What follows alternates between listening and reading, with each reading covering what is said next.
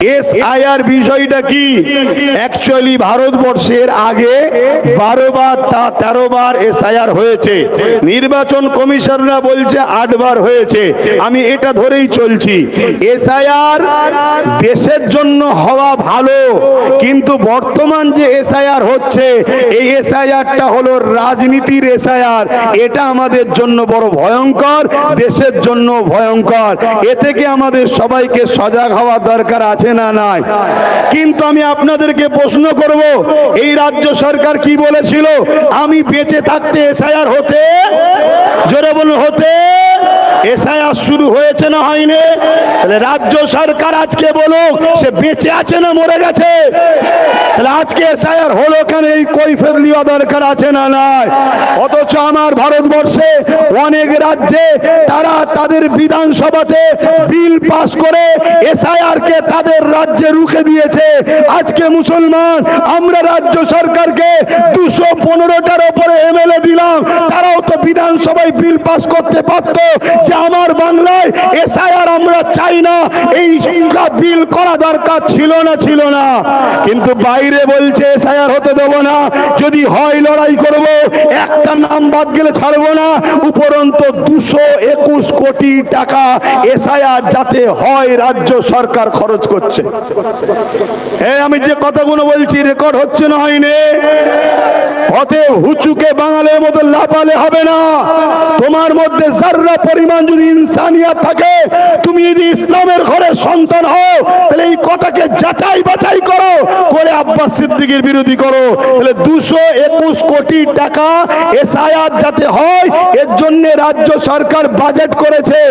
আর 90,000-এর কাছাকাছি লোক যাতে অফিসার এসআইআর দ্রুত করতে পারে, এই অফিসার রাজ্য সরকার নির্বাচন কমিশনারকে দিয়েছে 90,000-এর উপরে। তাহলে বলুন রাজ্য সরকার এসআইআর এর পক্ষে না বিরুদ্ধে? জোরে বলুন। কিন্তু এরপরও আপনাদেরকে বলে যাব, আপনারা ঘাবড়ে গিয়ে ভুল পদক্ষেপ নেবেন না, কাগজপত্র জড়ো করুন। কারণ আপনাদের ভোটেই যদি 21-এ কেউ সরকার হতে পারে, আপনাদের ভোটেই যদি 24-এ কেউ এমপি হতে পারে, আপনাদের ভোটেই যদি কেউ প্রধান হতে পারে, তাহলে আজ আপনাকে বাদ দেবে সেই এমএলএ এমপি মন্ত্রী প্রধান করে আমাদের ধরা দরকার আছে না নয়?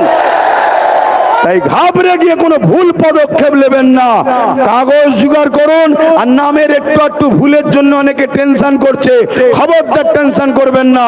বিশ্বাস যদি রাখেন তাহলে একটা কথা বলবো, চোখ কান খুলে রাখুন, কাগজ তৈরি রাখুন, নিজের জমি জায়গা পরিচয়পত্র যা আছে রেডি রাখুন। এতটুকু মনে রাখবেন, এই দেশ মোদি অমিত শাহ কারো বাবাকালী সম্পত্তি নয়।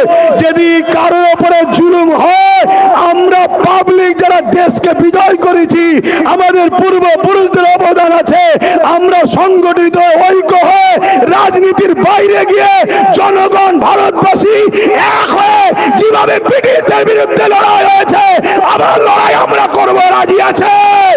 যদি রাজি থাকেন উঠে দাঁড়ান, রাজি থাকেন উঠে দাঁড়ান, রাজি থাকেন উঠে দাঁড়ান। কিন্তু মনে রাখবেন, একটা লোক যদি জুলুম হয়, এর জন্য বিজেপি যেমন দোষী, রাজ্য সরকারও দোষী। কেন তুমি 90,000 অফিসার দিলে? কেন তুমি 221 কোটি টাকা এসআইআর এর জন্য খরচ করছো? তাই বিজেপিও দোষী, রাজ্য সরকারও দোষী। আমার এই কথাতে কারা একমত একটু হাত তুলে সাক্ষী দেবেন? একমত আপনারা? একমত আপনারা? একমত আপনারা? তাহলে কতবার আন্দোলন করবেন? আন্দোলনের পাশাপাশি নিজেদের বাচ্চার ভবিষ্যতের জন্য মজবুত খুঁটি তৈরি করা দরকার আছে না নাই? রাস্তা দিয়ে যাচ্ছেন, একটা কথা শুনে যান, রাস্তা দিয়ে যাচ্ছেন, কুকুর ঘেউ ঘেউ করছে, শুনছেন তো? যদি হাতে একটা লাঠি থাকে ঘেউ ঘেউ করবে? জোরে বলেন।